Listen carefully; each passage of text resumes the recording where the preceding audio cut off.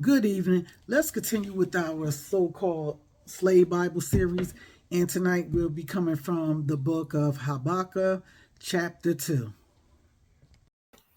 Habakkuk chapter 2. Starting at the first verse, Habakkuk said he was going to stand on his post and wait and see what the Most High would say to him concerning his complaint. And Yahuwah answered and said to Habakkuk, write the vision and make it plain upon the tables, that he may run that readeth it. So, in other words, make it plain enough that they could understand it and they could get in a hurry knowing that this vision is going to come to pass. How many times, like me, you thought this was talking about a personal vision or a personal dream we desired, that we should write out our plan, our personal vision, and our plans of things that we envision on achieving. This is not nothing bad and there's nothing wrong with that, but this was a prophecy that the Most High was given to Habakkuk, and he wanted the prophet to write it down.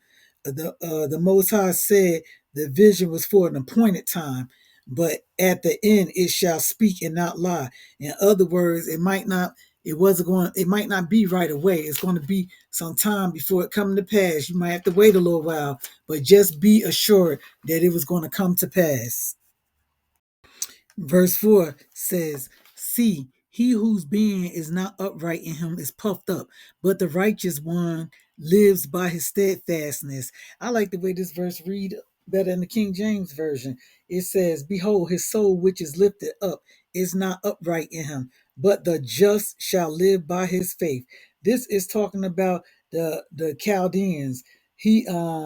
The Chaldeans were not trusting in the Most High, but they were trusting in their own strength. They was trusting in their military might. So this is what this is talking about. In verse 5, he just wants, it says he just wants to transgress and get drunk all the time. He's never satisfied at home. The more he conquers and take, the more he wants.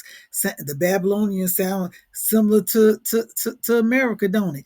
Got military personnel stationed all over the world so that they could easily conquer and take what they want. So we know this is soon pending judgment. They're going to have to pay for all that they have done. Verses 6 through 8 is a woe in this. A woe lets you know there's impending judgment. Woe to him who increases what is not his, till when he is to load on himself many pledges. So he gonna have to pay the piper for all this, these riches and the increase that they gotten by stealing from other people, taking other people's lands. Do not your creditors rise up suddenly? No creditors it's gonna be time to pay the piper. No creditors gonna want what's due to them. And those who make you tremble, wake up and you be plundered for them. Wake up. Don't even talk about wake in this country, in this nation. They don't want to hear nothing about woke or waking up. Verse 8, because you have plundered many nations, all the remnant of the people shall plunder you. Basically, you're going to reap just what you sow. It's coming back on you because of men's blood and doing violence to the land, to the city, and to all who dwell in it. You are going to reap what you sow, Babylon.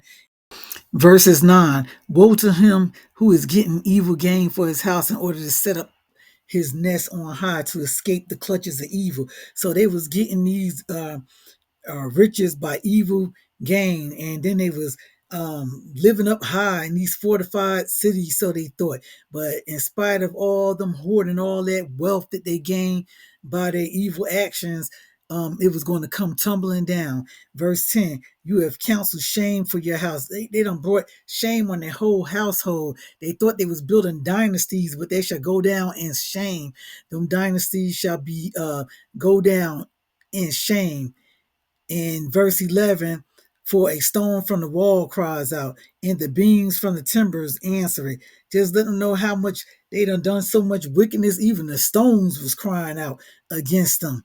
And so we see that they was going to have to pay for what they was doing. They was going to reap what they sowed. And the Most High was letting Habakkuk know this is what was going to happen to the Babylonians.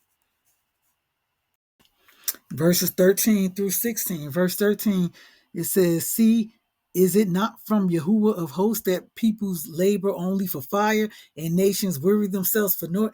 In other words, the Most High was going to bring it down. And not only just Babylon, any other nations that behave like the Babylonians, just like the nations today. They have committed the same exact crimes as the Babylonians.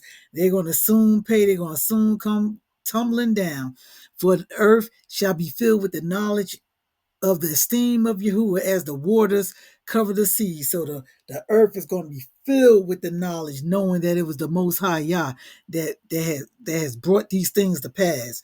Woe to him who gives drink to his neighbor, pouring out your wineskin and also making him drunk in order to look on his nakedness. In other words, you know how folks like to get people drunk to take advantage of them. Well, this is what the Babylonians was doing to the other nations. They were getting them drunk and so they could take advantage of them. The same way America has taken advantage of many nations and had them depending on America, looking towards America like America was their saviors.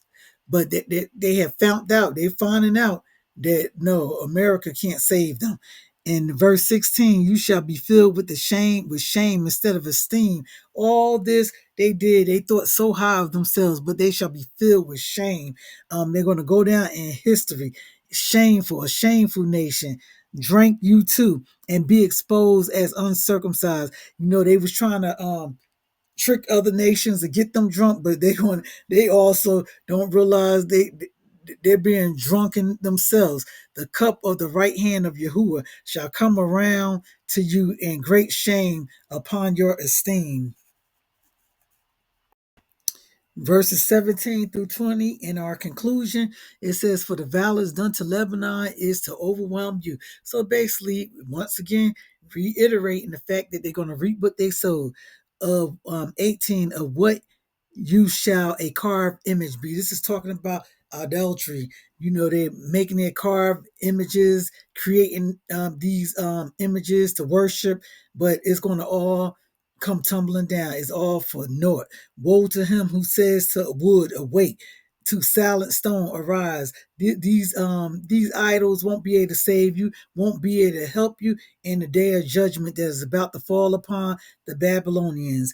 And so we see this is one of the reasons, this is the reason I believe that those who enslaved our ancestors did not want them to have access to the book of Habakkuk chapter 2. And they did not want them to know, because they would be able to see themselves in this clearly.